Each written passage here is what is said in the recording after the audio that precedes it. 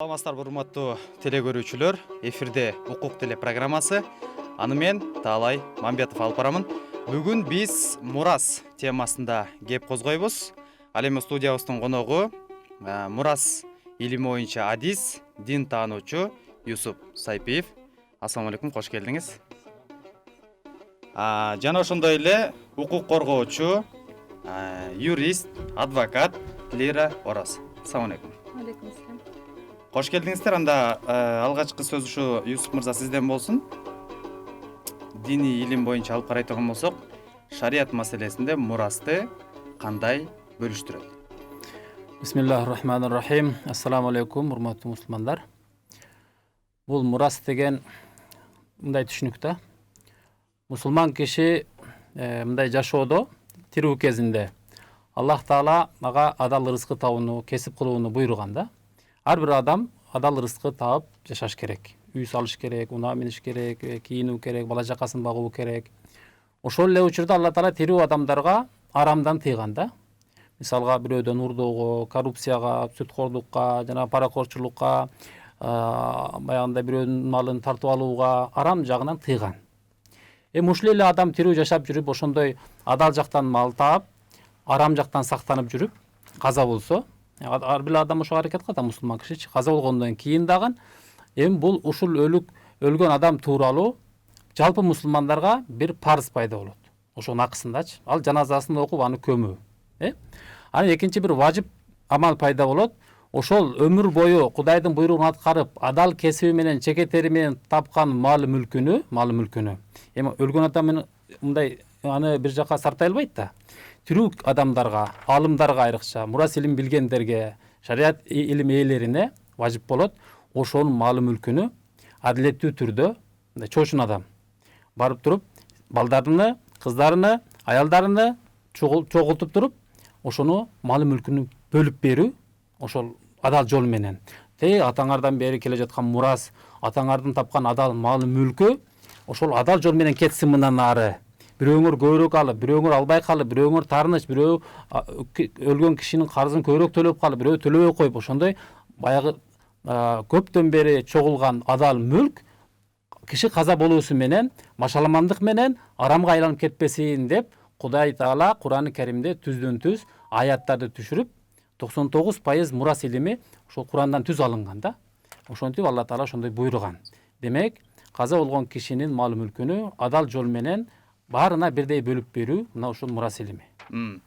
Ал эми урматтуу теле көрүүчүлөр, эскертип айта кетели, эгерде ушул укук жаатында же болбосо бүгүнкү биз сүйлөшүп жаткан мурас маселесине тиешелүү суроолор болсо, WhatsApp номерлери азыр экранга чыгат. Мына ошол аркылуу дагы удатсаңыз болот. Жана ошондой эле бизди Насыйхат радиосу аркылуу 90,9 жыштыгында жана ошондой эле Марва телеканалынын социалдык түйүндөрдөгү Facebook, Instagram сыяктуу социалдык түйүндөрдөн дагы түз эфирден көрө аласыздар. Бизди телеканал Марва же болбосо Марва ТВ деп издесеңиз табасыздар. Мынакей Юсуп мырза эми уланта турган болсок, бир ошол айылдын адилеттүү кишиси же болбосо бир диний аалымы келип туруп, ошол балким имам дейбиз, бөлүп бериши керек дедиңиз да. Андан кийин азыркы күндө менин кызыкканым ушул маселе шарияттын негизинде канчалык деңгээлде чечилип жатат? Эми азыр мына чоң алымдарыбыз, устаздарыбыз, университетте, медреседе сабак берген устаздарыбыз баары жалпы илимде ал маселени окуган, билет баары эле. Ошондой болсо дагы мен кичине жанагы атайын курстарды окуп, ушул боюнча адистикти жактаганым себебинен мага жиберишет көбүнчөсү устаздар. Ошондо мен ушул 10 жылдан бери медреселерде окутам, жана ушул мен алектенем, жана айтып келем. Бир 30дай киши, мен эсептеп жүрөм да 30га жете элек киши каза болгондо мага келип, кадимкидей туугандары, эми каза болгон күнү эмес, андан кийин деле кайсы бир күнү келип, ушундай же 10 жыл мурда өтүп кеткендер келип, ошол бөлүп кеткен учурлар катталып атат. Бул жакынкы күндөрү да. Ушул нерсе элдин арасында түшүнүк пайда болду. Эми жанагы 90 жылдары жана дин эми болгондо эми келмени үйрөтө баштадык, намазды билбечү анан жанагы хиджабка өттүк, аракты таштоо. Эми адамдардын диний деңгээли ушуга жетти азыр.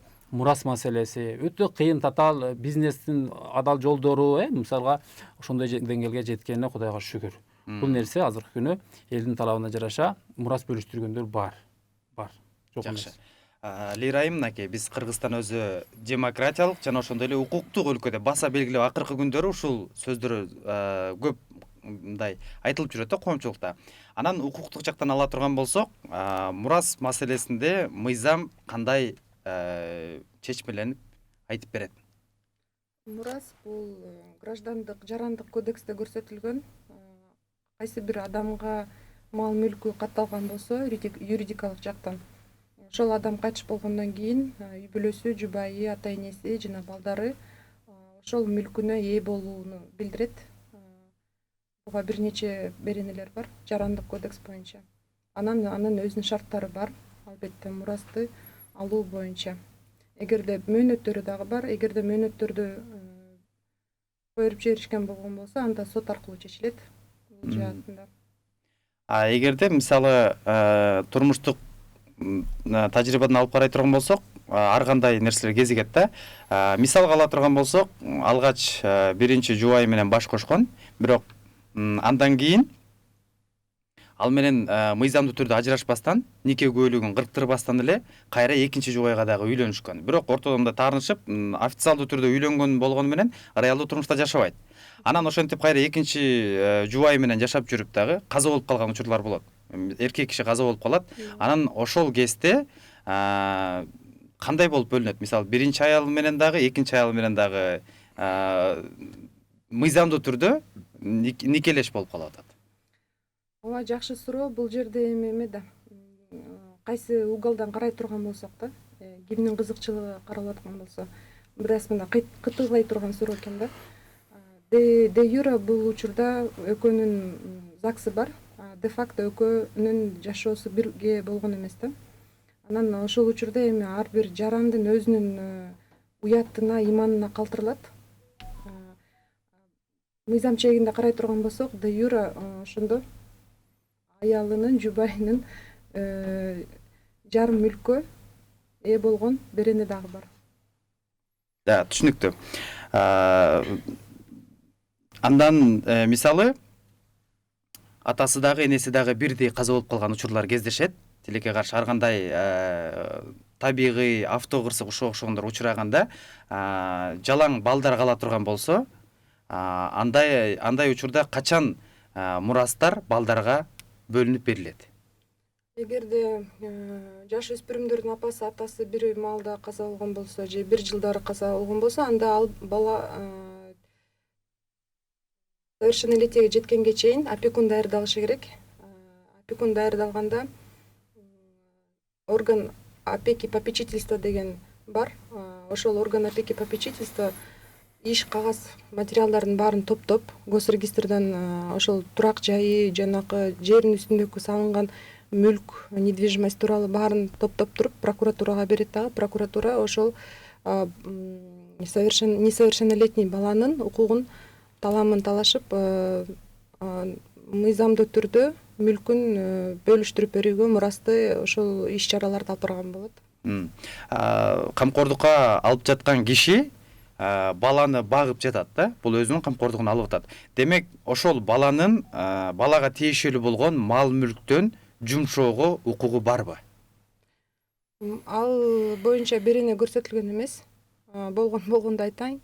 Ошол мураска ээ боло турган балагатка жете элек баланын мураскери эмес, көзөмөлдөп жардам көз багышкан адам деп айтайын да. Ал коротобу же коротолбой, ал мыйзамда каралган эмес. Түшүнүктүү. Юсуп мырза, мынакей жана дагы айттык, дагы айтылай турган болсо, ошол имамдар жана башкалар бөлүштүрүүгө жардам берет дедик да. Мурасты негизи ошол үй бүлөдөгү балким бир туугандардын улуусу дейли, же болбосо туугандардан аксакалы, калыс дагы бир киши, ушундай сыяктуу кишилер шарияттын негизинде бөлүштүрүүгө укугу барбы? Ооба, эми ал киши шарияттын өкүмдөрүнө мурас илимин билсе, ошо туугандардын арасынан деле бөлүп алса болот. Бирок ошол Курандагы жана хадистеги жана мурас илиминдеги баягы эрежелерге дал келиш керек.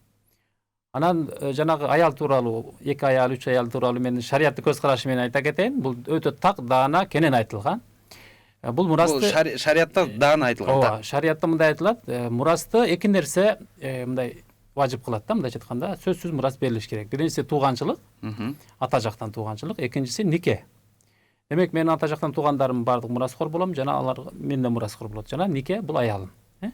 Демек нике бар болсо, ал аял ошо киши каза болду, күйөөсү, никесинде турган аялы эми ошол мурас алат.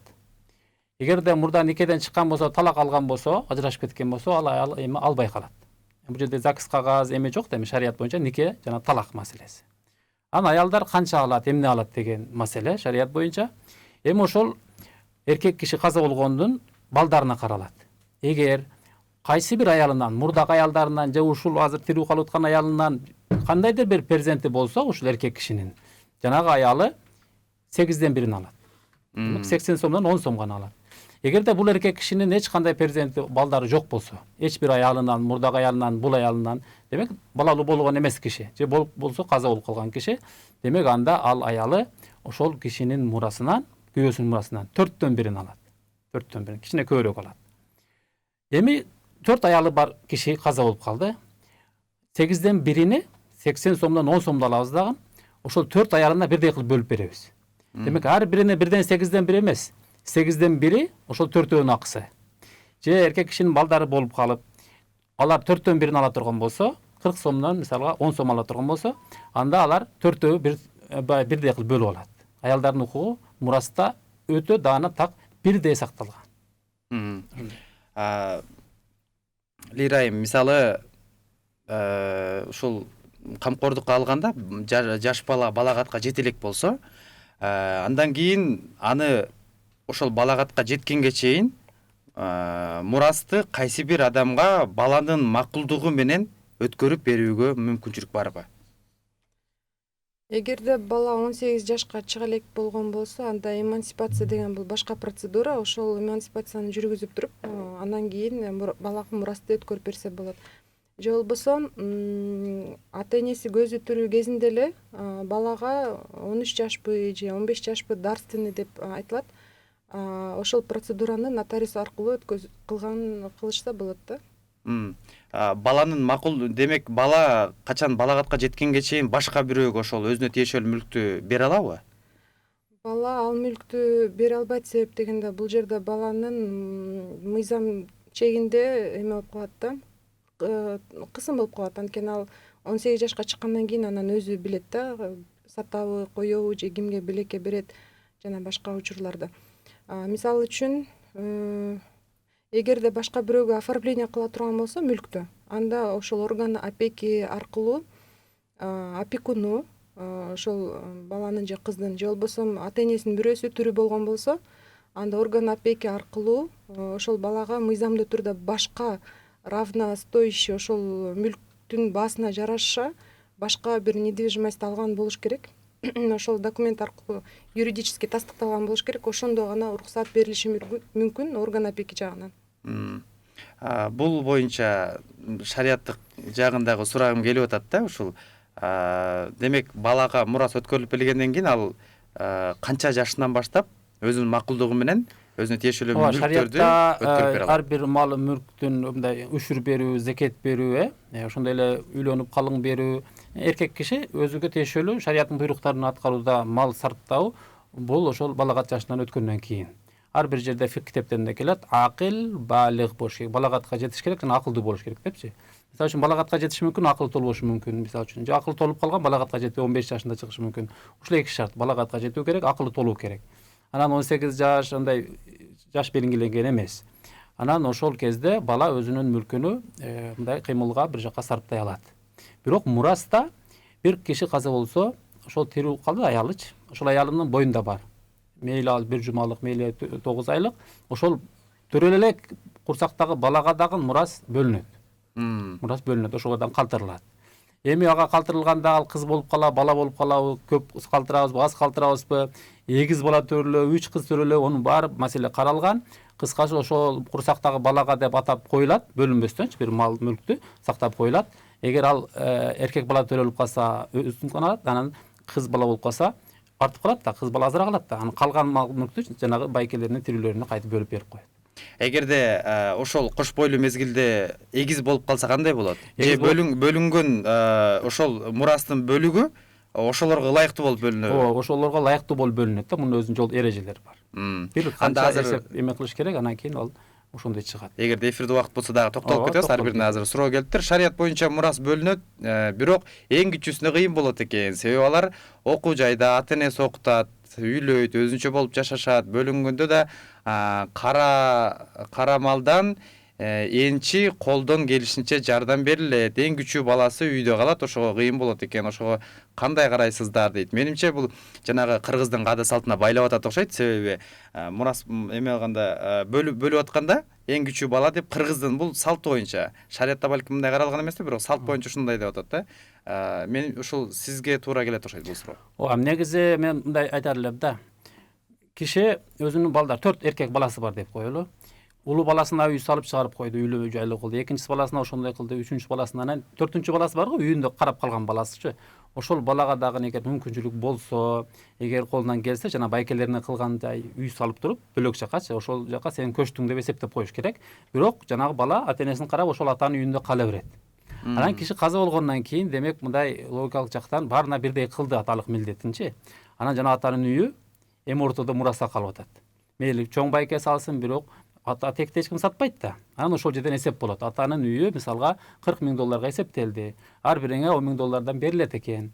Бирөөң эгедер мейли экинчи бала, мейли үчүнчү бала, калган байкелериңе мынаны ошол акысын берсең, ушул үй сага калат деп ата ушундай кылыш керек да. Эгер колунан келсечи, 4 баласыны бирөөсүнө алып калбастан баарына үй салып бериш керек. Эгер андай болбойт, көбүнчөсү кичине баласы калып калат да. Ушундай кезде бизде эми айла жок, мурас бөлөбүз деп келип калышат. Бирок ошол эле учурда баары каалайт ошол кичине баланы ошол үйдө калтыруу. Кээ бирлери мен албайм дейт. Кээ бирөөлөрү мен алам дейт. Эки байкеси келип, бирөөсү мен өзүм акымды алам дейт, бирөөсү мен кичине иниме өткөрүп коем дейт. Ушундай жерде мусалаха деген бир ыкмага салынат эрежеге. Бул жерде келишим. Мындайча айтканда, ошол эң улуу байкеси келет дагы атасынын бир камчысыны, же бир кийимини, же калпагыны, же ачкысын бир нерсесин алат мурас катарычы. Мен ушуну алдым дейт. Экинчи байкеси алат, үчүнчү байкеси алат, эжеси карындаштары алат. Ошол кандайдыр бир буюмду алыш керек. Анан ошол буюмду алганга чейин мурас бөлүнүш керек. Ар бириңе мисалга кыздарга 3 000 доллардан, балдарга 6 000 доллардан берилет экен деп билиш керек баары. Мен ушунча акым бар экен атам акысында депчи. Анан жана буюмду алгандан кийин ошол мен алчу 6 000 доллардын ордуна ушуну алдым деген сөз да. Алып баары бир-бирден буюмун алып туруп, анан ошол балага баардык нерсени калтырыш керек. Ошол эле учурда кайсы бирөөсү жок мен бул нерсени албайм, мен ошол 3 000 долларды алам деп бир карындаш чыкса, ошол эрке бала ошол карындашына 3 000 доллар берсе, анан кутулат. Ушундай бир эрежелери бар да. Жакшы. Саламатсыздарбы? Менин суроом мурунку күйөөсүнөн талак албай туруп башкага никеге болобу дейт. Бул эми шариаттык негизде суроо. Никеге байланыштуу экен, бул башка эфирден жооп беребиз. Анан жана шариаттык жактан алганда жакшы айтып кетти да. Боюнда кош бойлуу мезгилде боюнда бар балага да бөлүнөт деди. Укуктук жактан бул маселеге кандай каралган? Укуктук жактан ошо түйүлдүк балага дагы каралган. Эгерде атасы же апасы кайтыш болуп кеткен болсо, ортодогу мурас бар болсо, төрөлө элек баланын дагы укугу бар. Төрөлгөндөн кийин ошо мөөнөтү да чектелген эмес. 20 жыл ичинде же 20 жылдан кийин дагы кайра мурасын талап кылып, арыз жазып, арыз негизинде кайрылса болот. Эгерде башка бир туугандар, мисалы 5 бир тууган боло турган болсо, болгону бирөөсүнө гана мурасты беребиз деп, төртөөсү баш тарта турган болсо, буга мыйзамдуу жактан кандай жолдор аркылуу өткөрүп бериши керек? Кандай документтер аны талап кылынат? Эгерде маркум көзү тирүү кезинде нотариалдык жактан мурас калтырып кетпеген болсо, бир адамга жеке, анда ошол кайтыш болгон адамдын, маркумдун бүт балдары ээлик кыла алат. Ошол учурда ошол район аларга караштуу мүлкү кайсы жерде орун алган болсо, мамлекеттик нотариуска кайрылып, 6 ай мөөнөтүндө арыз жазып, кайча баласы эгерде мурас алгылары келген болсо, алардын укуктары бар да, ошол арыздын негизинде 6 айдан кийин анан мураска турду деген көйлүктү ала алышат. Ошол көйлүктүн негизинде анан госрегистр же болбосо ГРС унаасы бар болгон болсо ошону бөлүшүү же болбосо мураска турууга мыйзам жол көрсөткөн. Эми сиздин сурооңузга кайта турган болсок, эгерде баары бир келишим болуп, үй бүлөсү ортосунда чечишип, бир эле кичүү баласына же бир эле улуу баласына, балдардын арасынан бирөөсүнө гана ошол мурасты калтырганды чечкен болсо, ата конуш деп коет эмеспи? Анда баарынын мураска туруунун кажети жок. Бир эле баласы ошо кимге калтыра турган болсо, кимге өтө турган болсо, үй бүлө ичинде чечишкенде, ошол эле адам нотариуска барып, мамлекеттик нотариуска ошо мураска арыз жазып туруп койсо, 6 айдан кийин мурас ошол эле бир эле адамга көөлүктүн негизинде өтөт. Бул ошондо мурас берүүчүнүн көзү тирүү кезиндеги процесс болуп атат, Көзү өтүп кеткенден кийинки процесс. Көзү тирүү кезинде нотариустан барып туруп, баягы дарственный же болбосо көзү өтүп кеткенден кийин баягы чачташып, урушуп, кырылышып, бири-бирин сотко беришпей, ошол нотариуска алып барып туруп купуя берип аткан адам кимге каттатып аткан болсо, берип аткан адам экөөнүн ортосунда нотариалдык жактан каттатып коюшат. Анан качан ошо киши өтүп кеткенден же маркум, ал документ болуп саналат жана ошонун негизинде көөлүк берилет, адамга катталат да ошол недвижимость. Дагы бир суроо келтир. Менин суроом, чоң келиним 3 жыл мурун 3 небереми таштап кеткен, Москвага, балам үйлөндү, балдарды бербеш үчүн эмне кылуу керек дейт. Бул укуктук жактан сурап аткан окшойт. Эгер мүмкүнчүлүк болсо, бир аз кыскараак жооп берип койсоңуз. Кандай болду? 3 бала менен 3 жыл мурда Москвага иштеген кетиптир, 3 баласы менен, 3 баласы небереси калыптыр. Күйөөсүнүн жолдошунун колунда калган экен, анан эми бербеш үчүн эмне кылыш керек деп. Бул баланын кызыкчылыгында караш керек. Күйөөсүнүн же мурдагы аялынын же эки адамдын ортосунда кызыкчылык эмес, балдардын кызыкчылыгында. Балдарга деген ата да керек, апа да керек. Анан ошого бала эки атасын да энесин да көрүп чоңойгонго, катышканга укугу бар. Бул жерден четтетип, бирөөсүн баягы өзүнүн мамилелеринде, карым-катыштарында балдарды дагы ортого салган туура эмес. Ошондуктан бияка келгенден кийин анан кайрылышса, бул маселени чечкен жеңилирээк болот. Себеп дегенде адам өзү азыр башка жакта экен, жооп бериш кыйын да, документ негиздеринде карап туруп анан жооп беребиз. Жана жооп берип жатканыңызда айттыңыз, мамлекеттик нотариустан деп. Демек, мурасты бөлүштүрүүдө ошондо документтер даярдоодо жеке менчик нотариустун даярдаган документтери жокко чыгып калабы же мамлекеттик нотариустун статусу башкача каралганбы? Мамлекеттик нотариус ошол мурас боюнча кайрылышат. Жеке нотариуска да кайрылса болот, бирок бул баа жагынан бир аз кымбат болуп калат. Бир эле процедуралары бир 5000 тегереги 7000 чейин кетиши мүмкүн. Көпчүлүк учурда туурасы мамлекеттик нотариус аркылуу ошол документтерин ырастагандары туура болот. Эгерде эркек киши ошол үй бүлөдө эркек киши каза болуп, артында эки баласы, анан аялы тирүү кала турган болсо, андан кийинки эркек кишиден кийинки мураскор дароо үчөөнө балдары менен аялына бирдей бөлүнөбү же этап боюнча кетеби? Этаптары бар. Качан мисалы жолдошу каза болгон болсо, анда эгерде нике тууралуу күбөлүгү бар болгон болсо, бул жерде мүлктүн 50% ЗАГСтын негизинде аялына өтөт. Калган 50% балдар ортосунда төрө элек бала менен кошо өтөт, бөлүштүрүлөт. Жана ошол 50%дын ичине кайра эле жубайы дагы кирет. Бул мыйзам чегинде ошондой. Анан баягы нотариус госрегистрден документти алдыртып туруп, аялынын бөлүгүн өзүнчө выдел деп коет да, бөлүп туруп, анан калган ошо пайыздарды пайыз негизинде бөлүштүрүп берет. Азыркы күндө мисалы ошол мурас бөлүштүрүү жаатында эгерде шарият жагынан ала турган болсок, кимдер ишке ашырып жатат? Мисалы муфтияттын кайсы бир бөлүгү же болбосо жергиликтүү атайын өкүлчүлүктөр барбы же биз укуктук өлкө болгондуктан сиздерге мындай мурас бөлүштүрүү укугу берилген эмеспи? Жок, мурас бөлүштүрүү укугу бар. Мусулман болгондон кийин бул да Кудайдын буйругу катары аткарат. Мисалга бирөө акчасына зекет берсе, аны өкмөттүн мындай себеттик жактан мыйзамды карабай эле мен өзүм акчамдан мурас берем да, эме зекет берем да, үшүр берем, ооз ачар кыла алам, ажыга бара алам. Ошондой эле бул шарият жагынан адам каза болгондон кийин анын мал мүлкүнү муфтиятка кайрылса, муфтияттын фатва бөлүмү бар. Алар да чечип берет, бизге жеке кайрылса биз да чечип беребиз. Бул мындайча айтканда адамдын өзүнүн укугу.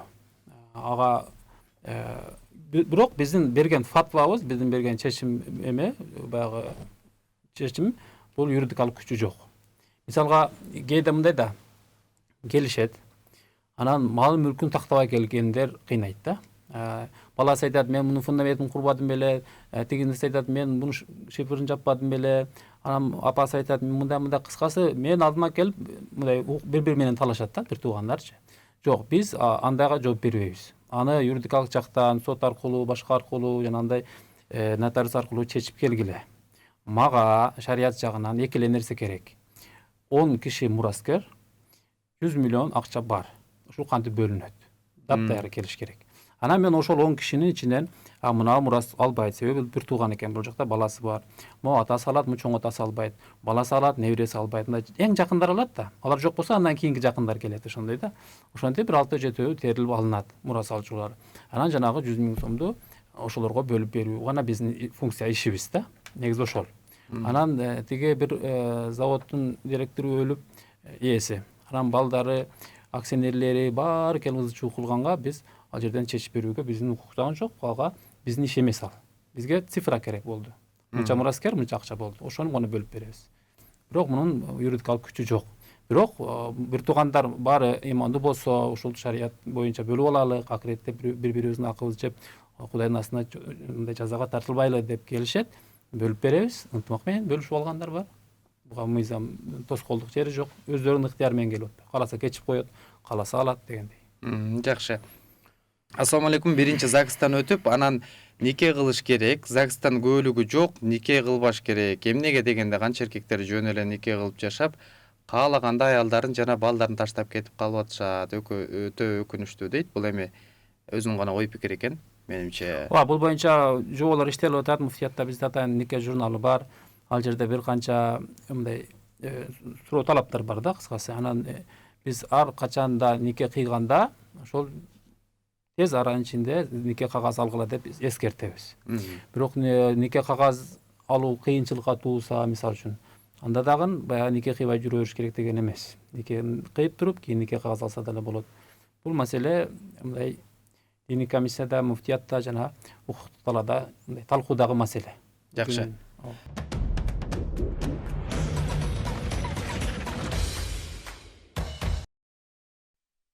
Урматтуу телекөрүүчүлөр, эфирде укук программасы болуп атат. Аны мен Таалай Мамбетов алып баратам. Бүгүн биз мурас маселесине тиешелүү теманы козгоп жатабыз. Эгерде суроолоруңуздар болсо, экрандагы WhatsApp номерлер аркылуу узатсаңыздар болот. Юсуп мырза, мынакей. Жогоруда эгерде юридикалык жактан, укуктук жактан ала турган болсок, ЗАГСтын негизинде нике көөлүгү боло турган болсо, алгач 50%, мураздын 50% аял кишиге жубайына өтөт деп атат да. Бирок шариаттык негизде болгону 8ден 1 гана бөлүгү өтөт деп атабыз. Демек бул жерде кайчылаш нерсе келип атат.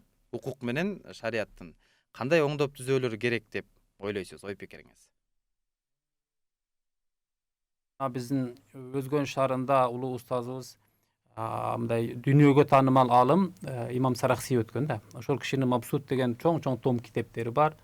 Мындай биздин Ханафи мазхаб боюнча өтө укук китебинин эң алдыңкы китептеринен да, дүйнө жүзү боюнча. Ошол китептер дүйнө жүзүндө эң чоң университеттерге, медреселерге барсаңыз, эң акыркы курста окуй турган чоң китептер.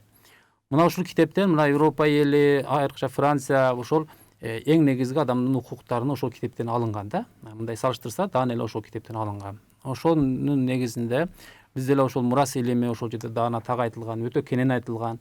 Ошого салыштырып мындай оңдоо түзүүлөрдү кылсак болот. Демек, аял маселесине келгенде, киши каза болгондон кийин анын малы мүлкү дароо эле аялына, бала чакасына эмес, калган мураскерлер да каралат.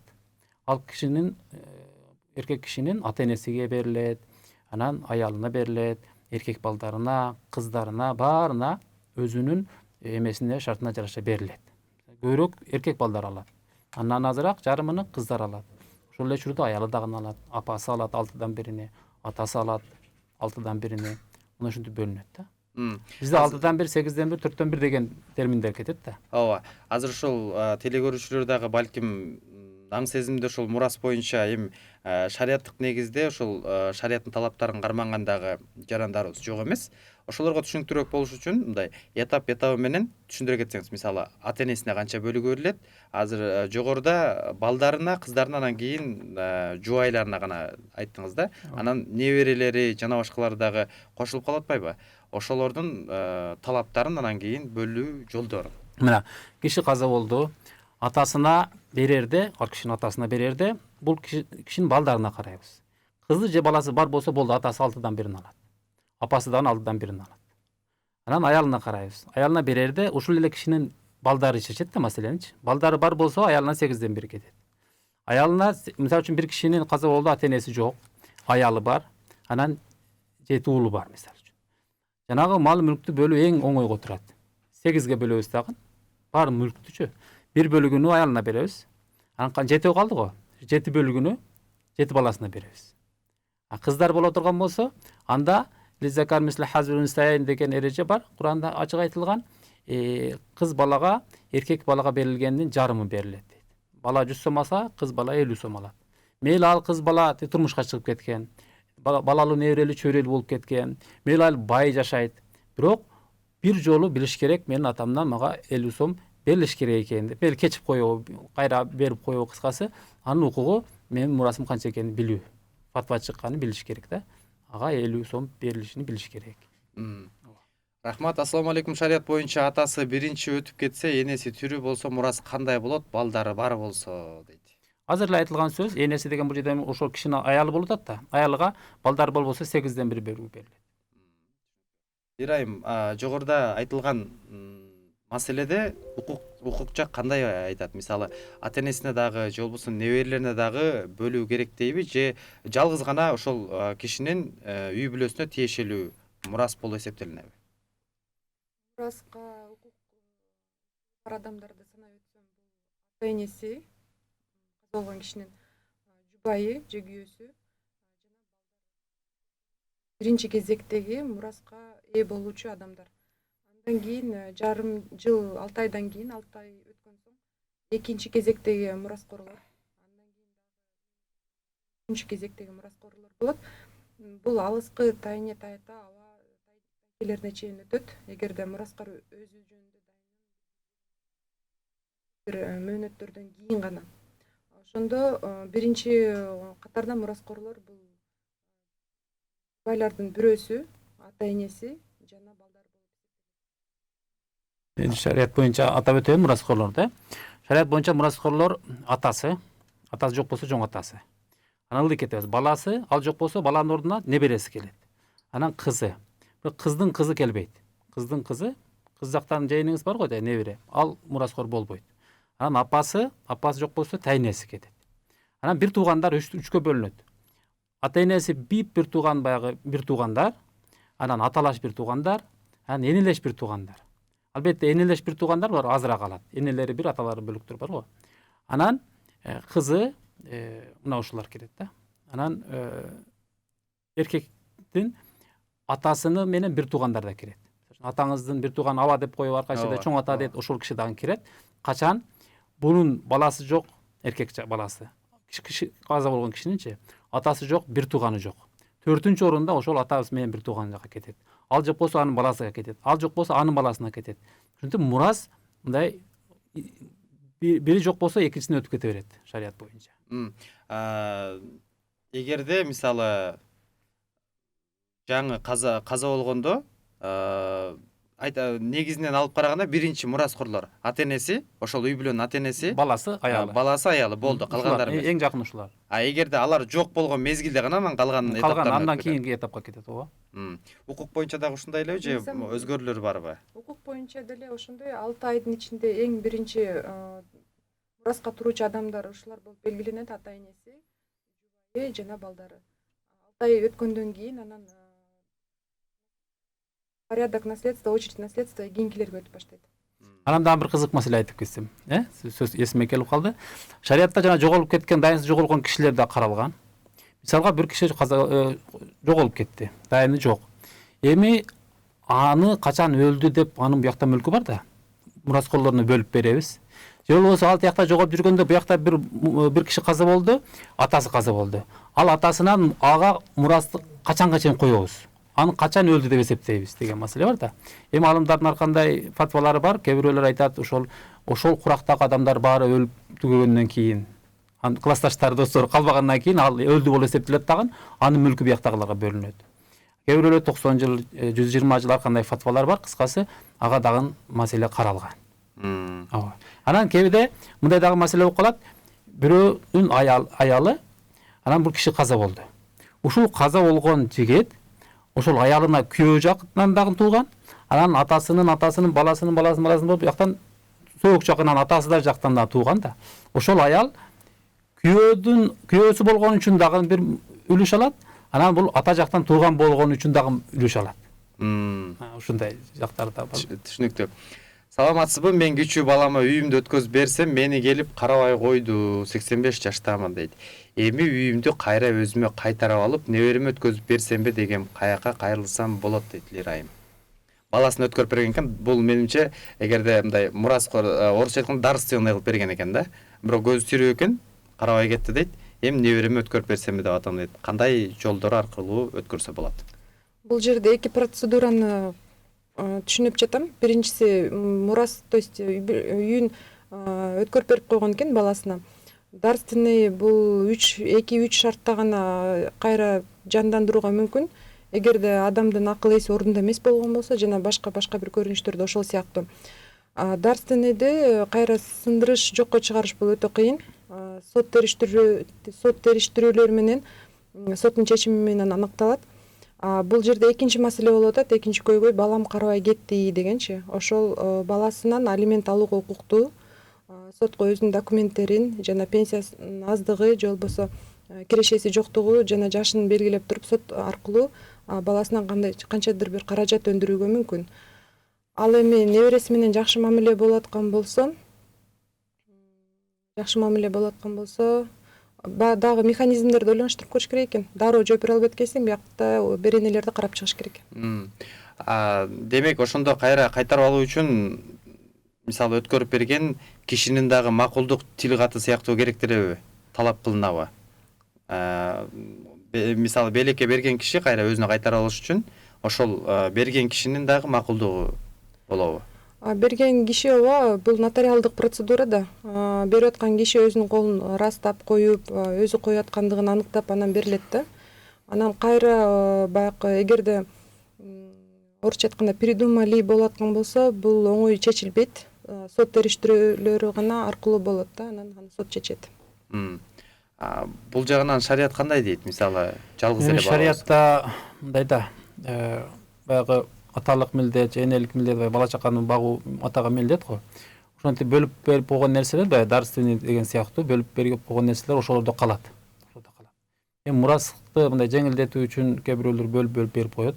Бирок ошондой болсо дагы киши андан бөлүп бергенден кийин дагы 10 жыл, 20 жыл жашады да. Ошол 20 жыл жашоосунда ал кишиге эмнелер кызмат кылды? Бир унаасы бардыр, кийим-кечеги бардыр, китеби бардыр, куралы бардыр. Ошол нерселер аз болсо дагы мураска калат. Бөлүп берип койгон нерселери ошондо кала берет негизи. Ал эми бул мындай укуктук жактан, документ жагынан болсо башка маселе. Кошумчалай кетсем, эгерде ошол учурда апа кандайдыр бир күчтүү дарыларды кабыл алып аткан болсо, ошол баягы өкүм чыгарып атканда таасирин тийгизип кое турган болсо, ошол жактарын сот карайт. Чечим чыгарардын астында. Демек, процедурада баары эске алынат, Балким мажбурланып өткөрүп бергендер деген сыяктуу. Балким мажбур жана кысымга алынып калган. Ошол учурларда сот териштирет. Кандайдыр бир келишим түзгөн, мени карайсың деп, анан карабай койгон, ошондой эмелерди караш керек. Мурас закон боюнча бөлүнөт да, закондо айтылбайт да, никеси бар аялдарга да, балдарына да бөлгүлө деп. Канча деген эже карындаш апалар көчөдө жүрүшөт, жардам сурап, баарынын баарын тең эркектер таштап кеткен, нике менен жашап жүрүп, ошон үчүн нике вообще кылбаш керек, только ЗАГС менен дейт. Эми бул шариатка, эгер чындап шариатка келе турган болсок, ушул маселенин баары чечилет да. Шариатта бир кыпынчалык нерсе жок да, адамга зыян келтирүүчү. Шарият менен келсек, чындап келгенде 4 аял алууга уруксат. Ошол көчөдө тентип жүргөндөр калбайт. Бир күндө калбайт эгер уруксат берилсе. Анан мурас маселеси ошол никедеги гана кишилерге берилет.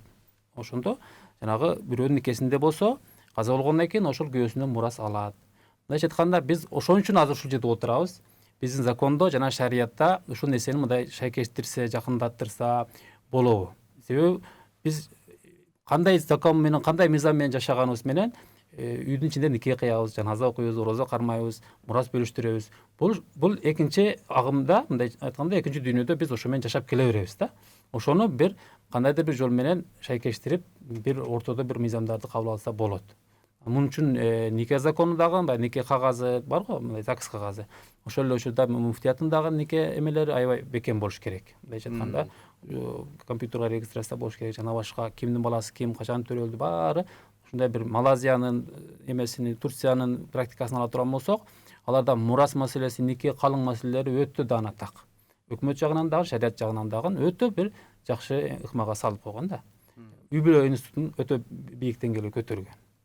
Ошондой кылса болот бизде деле. Жогоруда мисалы дайынсыз кеткендер жөнүндө дагы кеп козгодук. Эгерде эркек киши же болбосо ата энеси дайынсыз болуп, анын тирүү же каза болгондугу тууралуу маалымат жок боло турган болсо, артында мураскерлери боло турган болсо, канча убакытка күтүүгө туура келет, анан кандай талаптары бар? Эгерде адам дайынсыз жоголуп кетсе, туугандары, жакын туугандары РОВДга кайрылыш керек, арыз негизинде. Ал жакта оперативниктер тергөөчү иш ачат. Кайсы бир адам баланча жоголуп кетти деп жана издөө салышат Кыргыз Республикасынын аймагында. Жана 3 жылдын толук 3 жыл толгондон кийин сот аркылуу ошол адам дайынсыз жоголуп кетти деген өкүм чыгарыш үчүн сотко арыз жазып, соттун чечими чыккандан кийин, эгерде ошол жоголуп кеткен адамдын мурас мүлкү болгон болсо, нотариалдык жактан арыз жазып, анан ошо мураскерлер туруп, анан мурасты өзүнө каттатууга мүмкүнчүлүк бар. Демек 3 жыл талап кылынат, Ооба. Түшүнүктүү. Мен бир уулум менен турмушка чыккам, анан кыздуу болду. Кайната кайненем өтүп кетиптир. Бизде бир аз мал үй бар эле. Күйөөм каза болуп калды. Кызым 8 ай кезде күйөөм паспорту жок, ЗАГС алган эмеспиз.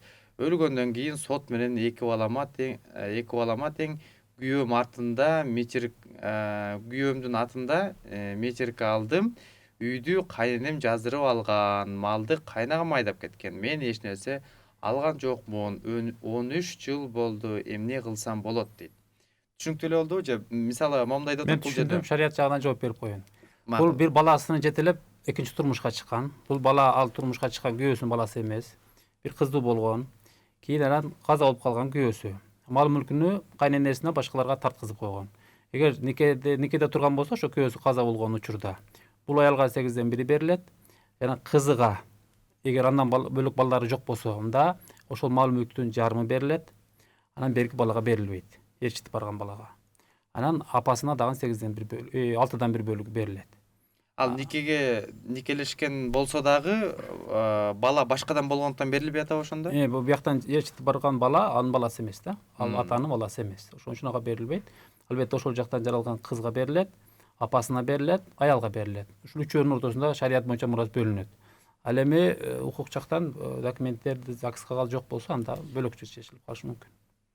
ЗАГС кагазын ЗАГСка каттоого турган эмес экен, никеге катталган эмес экен, бирок баш кошуп жашаган экен. Анан азыр үйдү кайнежеси жаздырып алыптыр өзүнө. Малды болсо ошол кайнагасы бир туугандар, мындайча айтканда каза болгон кишинин бир туугандары алып кетиптир. Эми бул эжекебиз кандай жолдорго барса болот? Биякта жаңы ачылган жагдайлар, эгерде мурун бул иш каралган болсо, карала элек болсо, анда жүйөлүү себептерден ошо бир канча 13 жыл өтүп кетти деп атат. Соттун негизинде гана далилдей алат. Баягы ошол үй бүлөдөн туулган баласы берки кошо жетелеп ээрчитип барган баласынын эгерде фамилиясын берген болсо, анда ал баласына дагы мурас бөлүнөт мыйзам боюнча. Юридикалык жактан. Жана аялы экенин күбөлөрдүн негизинде жана башка дагы документтер аркылуу негиздеп тактап сотто далилдесе болот. Демек, бул жерде анын туулгандыгы тууралуу күбөлүк болуп атат. ошонун негизинде анан күбөлөрдү ээрчитип барса никеге катталганы тууралуу кагаз жок. Ошолордун негизинде дагы өзүнүн акысын алууга укугу бар, ооба, кайсыдыр бир үлүшүн себептегенде сотко кайрылууга ар бир жарандын өз укугу бар, чектелген эмес.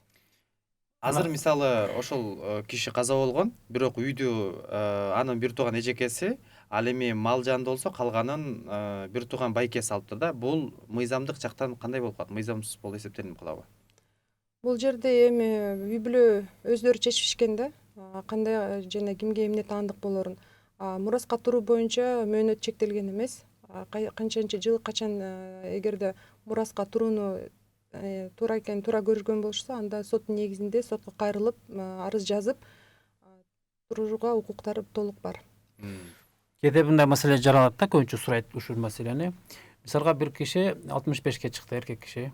Анан аялы кемпири каза болуп калды. Анан балдары ошол бир кемпир алып берели деп бир 40-50 жаштагы бир жашыраак эле бир келинди, аялды алып берет. Андан балалуу болбойт.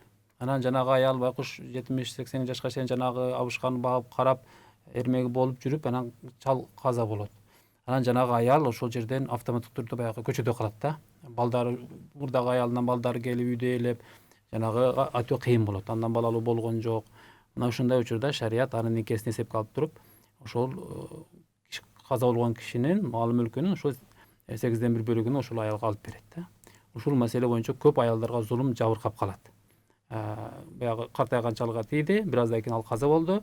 Анан ал эчтеке ала албай калгандар бар да. Ошон үчүн ушул жагы дагы каралган шариятта. Саламатсыздарбы? Кайнэжем ажырашып келип биз менен жашайт, баласы бар, өзүңөрчө жашагыла десе көнбөйт. Биз канчага чейин багышыбыз керек дейт. Шарият кандай жооп берет буга?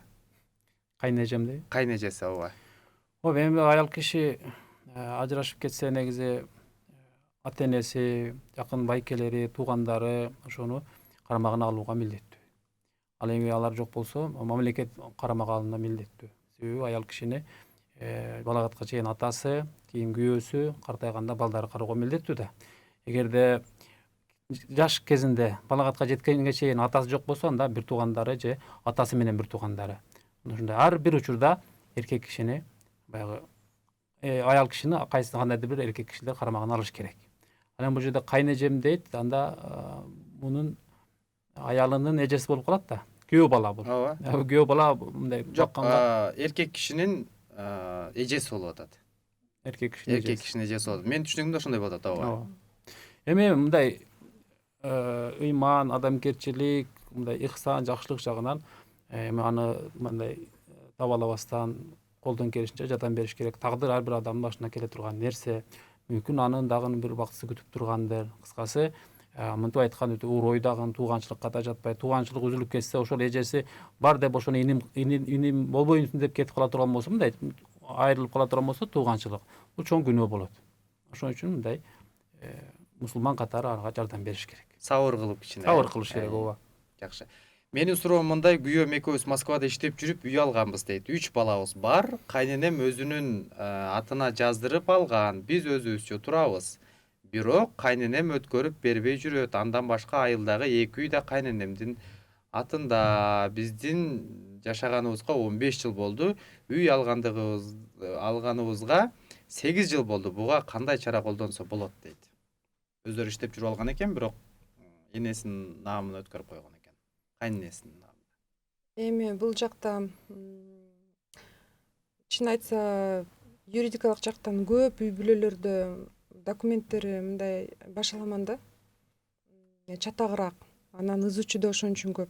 Документтерге так болушса, тыкан болушса, ар бир ишти өз убагында кайрылып, өз убагында бүтүрүшсө, оформление, переоформлениялардын баарын.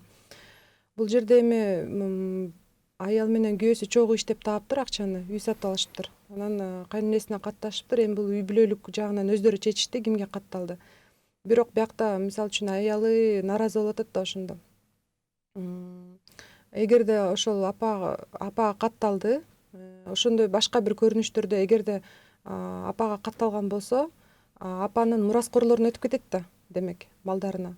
Ошон үчүн бул жерде үй бүлө өздөрү чечиштери керек, кимге кандай оформление кылыш керек, сатып алып атканда дагы баарын макулдаш керек. Ошол иш болуп атканда эмес, боло элегинде сатып алсак кандай кылабыз, кимге каттатабыз, кандай болот, кимге дарственный жаздырабыз деп. Мисалы көп таанымал адамдардыкы деле ушундай, сатып алышат, башка бирөөгө каттатышат, анан өздөрү кайтыш болгондон кийин ошол үй же болбосо менчик бир мүлк туугандарына, ошо каттаган адамдарга өтүп кетет дагы, өзүнүн үй бүлөсү куржалак калып калат да. Ушундай көрүнүштөр кейиштүү жана өтө көп азыркы учурда. Эгерде ушундай жагдайлар боло турган болсо, сот аркылуу балким күбөлөрдүн негизинде өзүнө кайтарып алууга мүмкүнчүлүк барбы же жокпу? Сотко ар бир жаран кайрылууга укугу бар. Бул эле эмес маселе, башка маселелер боюнча дагы. Анан бул жерде анда баягы сатып алган тууралуу квитанцияларды же болбосо акча которгондордогу квитанциялар роль ойношу мүмкүн, күбөлөр баягы эле. Жана апа мисалы үчүн катталып калган болсо, анда сот негизинде далилдеш керек кайсы кирешесине ошол мүлктү сатып алгандыгы тууралуу. Бул жерде процедура, жарандык процедура жана бул канча бир убакытты талап кылат. Доказательная база менен эки жак ошо сот негизинде чечиш керек же болбосо өз ара бир келишимге келишиши керек да. Түшүнүктүү. Завещание бир эле кишиге жазылса, башка бир туугандарына кандай болот дейт? Ошол адамдын өзүнө өтүп кетет жана бул туура. Кайсы бир учурларда себеп дегенде белек ар бир мураскорго бөлүнбөйт, таандык эмес, бир эле адамга өтүп кетет. Бул белек деп которуп койсок болот да, кыргызча. Дарственный же болбосо ошо нотариалдык жагынан күчү абдан чоң жана ошол адамга өтөт. Эгерде каза болгон кишинин эч кандай жакындары, ата энеси жок болсо, балдары, бир туугандары, үй бүлөсү дагы эч кимиси жок боло турган болсо, каза болгондон кийин анын мүлктөрү кайсы тарапка өтөт? Же мамлекетке өтүп кетеби? Эң акыркы учур инстанцияда мамлекетке өтөт. Азыркы күнү томоло жетим адамдар жок болуш керек. Баары бир баягы бирөөгө үйлөнөт, бирөөгө турмушка чыгат, анан ошол жердеки адамдар дагы мураска кайсыдыр бир эмеде илинип калат да. Аялы же болбосо ошол үйлөнгөндөн кийинки төрөлгөн балдар же туугандары. Мен дагы ушу шариятка байланышкан бир кызыктуу суроону бергим келип атат. Мисалы, эгерде кайнатасын карап жүргөн келин, мисалы келин жалгыз эле мураскор ошол кала турган болсо, балдары дагы жок, неберелери дагы жок, анан кайнатасынын ошол кишинин бир туугандары дагы жок, жана башкалар жок. Ошондо мурас шарияттын негизинде жалгыз келинге өтөбү же дагы башка варианттары барбы? Жок, эми мурас мындай түздөн түз келин кайнатага мураскор болбойт. Мындай чынын айтканда. Эгерде каза болуп калып, эч ким бөлүшкөнгө эч ким жок болсо. Бөлүшкөнгө эч ким жок болсо, анда дагы бияка айткандай, бизде байтул мал деп коет, мусулмандардын малы мүлкү чогулткан казынаны, ошого чейин барат. Бирок ага чейин дагы бир канча этаптар бар. Мисалга бирөөгө осуят кылган, баланчага берип койгула деп, осуяттын өзүнүн шарттары бар. Ошол киши осуят кылган учурда ошол осуят кылынган адам тирүү болуш керек. Анан берген нерсе мындай бергенге мүмкүн нерсе болуш керек. Анан өлгөнгө чейин осуятынан кайткан эмес болуш керек. Мисалга ошол киши ошол келиниме дагы бергиле деп айтып койгон болсо, сөзүндө жазып кандайдыр бир күбөлөр болсо, ошондо гана өтөт. Осуят кылган эмес болсо, мындай укуктук талаада келинге берилбейт. Демек, осуят кылган болсо келинге өткөнгө мүмкүнчүлүк бар. Осуятта дагы ошол 3/1 бөлүгүнүн ичинде берилет. Андан ашпайт. 33%дан ашпайт. Мисалы үчүн бардык мал мүлкүмдү бергиле деген болсо дагы биз 33%ын гана беребиз. Бир суроо келтирип, мүмкүн болсо кыскараак жооп берели. Кайненем инвалид, көп жылдан бери 5 жыл болду күйөөм экөөбүз үйлөнгөнүбүзгө дейт. 2 кичинекей балам бар. Кайненемди ушул кезге чейин карап келдим. Кайнэжем карашпайт, келин караганы милдеттүү дейт. Үйүнө алып кетпейт, апасын көргөнү 1 жылда бир келет. Ушул туурабы дейт. Менимче буга жооп бериштин кажети жок окшойт. Жалпыланган гана суроо болуптур. Ооба. Менин атымдагы үйдү иним өзүнө өткөрүп алыптыр дейт. Бул дагы менимче өздөрү келип такташмайынча балким болбойт го дейм, өзүнүн атында үйдү иниси өзүнө өткөрүп алыптыр. Ал эми укуктук жактан такташ керек. Чоң рахмат атайын убакыт бөлүп келип кызыктуу маек куруп бергениңиздерге.